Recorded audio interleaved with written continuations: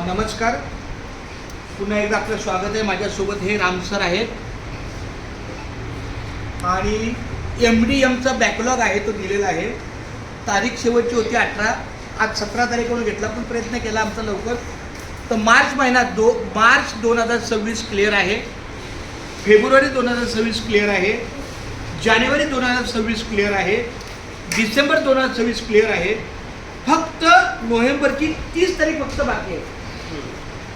नोव्हेंबरची नाही 18 11 आणि 18-11ला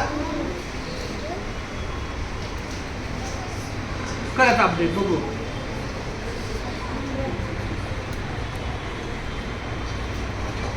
फुलीवर आता काय करतात, किती वेळ झाली? बस आता आपण 29 तारखेला घेऊया. 29 तारखेला अपडेट. बस 29ला आता 29ला